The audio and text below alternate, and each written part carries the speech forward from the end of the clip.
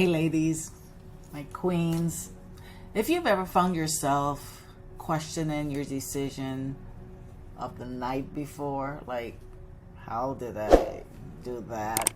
Why did I do that? Or have you ever found yourself like in a heated argument and blew up so much that it severed a relationship or took it to a different level where it got physical? And then in the next day think, what was I thinking? How did I make that decision? Well, some will say that most of the time it's contributed to alcohol.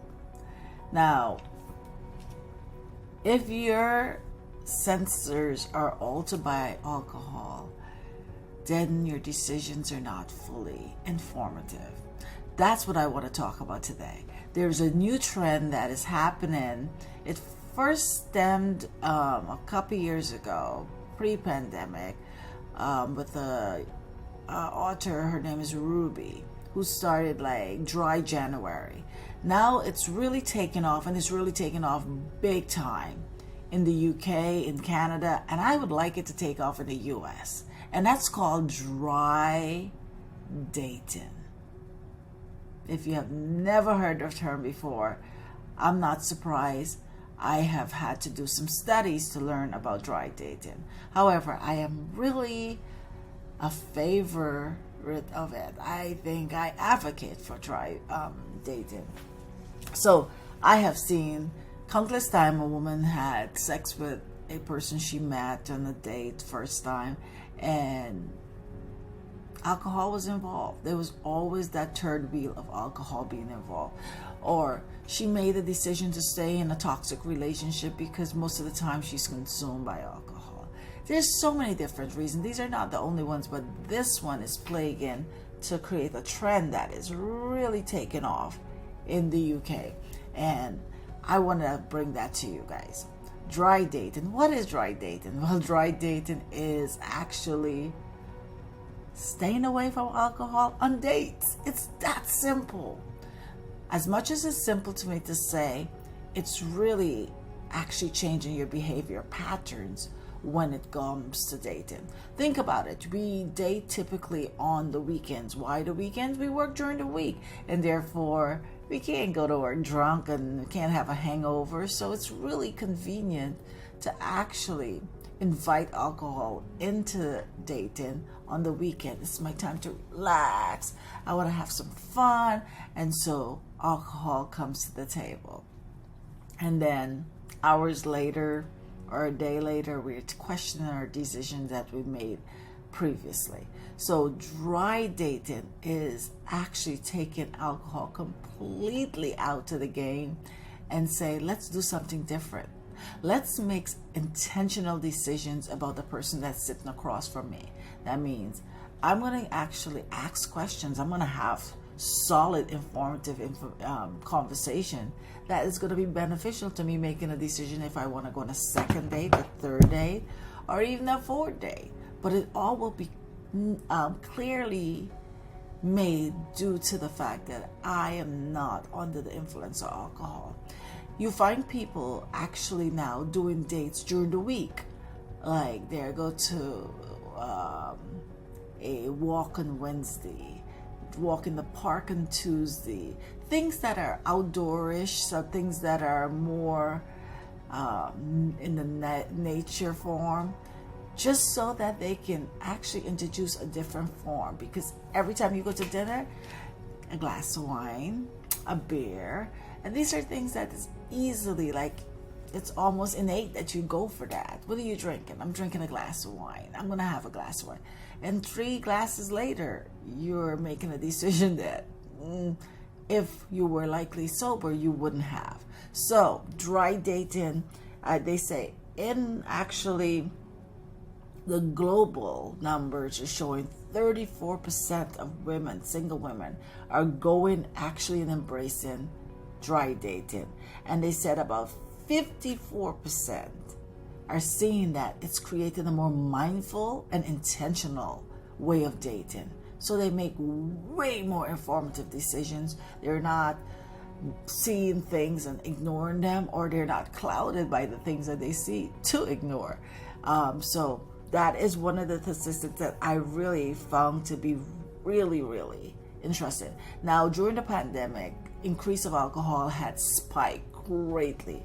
Now, it's really, really cool to see that alcohol has reduced by 5% globally. Like, that means people are really taking a reflection of what they have done and how it has affected them, and they're saying, like, it's important for me to make decisions that are going to be beneficial to me, not just in the moment, but in the long term. So how does this affect your relationship or creating a relationship?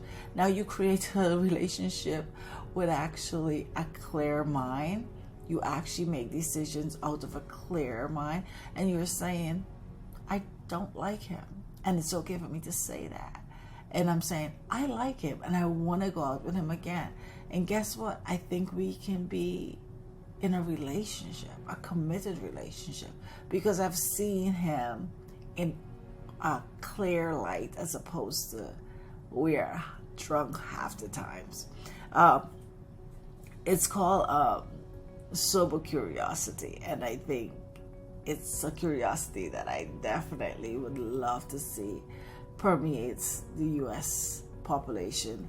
One of the things that I have seen, and if you've read Cheap Sex, I don't remember the author, but most of the women that he interviewed were speaking on their sexual encounters that happened to be within hours of meeting a person, and it was always partnered with some alcohol.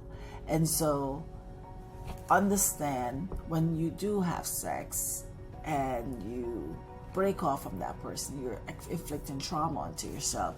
And so if you can actually avoid adding trauma, because trauma actually changes the way you approach the next relationship, this is one of the biggest things and the most awesome things you can do for yourself. So I am a big time advocate of dry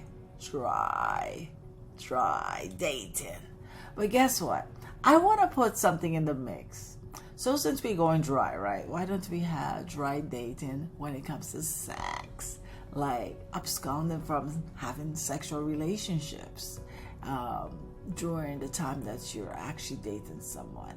I think it gives you a whole different perspective. Talk about a clear mind and emotion and oxytocin are absent. Ooh, so there's no alcohol, no oxytocin. I think like your brain is having a panic attack. But one of the things that people say that they're having an issue with is now that they're doing dry dating, moving into a sexual relationship is a little anxious. They're having anxiety about it. And I said that anxiety might necessarily be a bad anxiety. Why I'm saying that is because now you're processing, should I? The fact that you're having a conversation with yourself and questioning, should I make this move? It says that you're consciously aware that the move can actually cause some long-term harm to you, and maybe you're rushing into it. So I think it's really giving you a chance to really reflect on what's good for you in the long term and not just in the immediate. And so understand most of the times that people are doing things like having alcohol so that they can move into a place of a mindset of, oh, I'm free. It's because they're looking for permission, because they're not able to do it with a conscious mind. So I would say use your conscious mind and approach dry date and try it.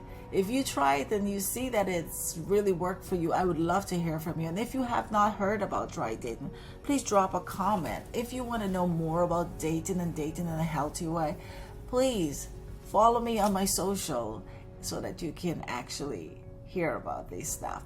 And now hit the bell, subscribe, and see you again next time. Thanks for watching. I am Michelle Cumberbatch, your relationship coach. Now, for more content just like this, make sure to click and subscribe. Follow me on all my socials. And guys, that bell, click it and you will be notified whenever I drop something new. And that's twice a week. Like and comment. Thank you for watching.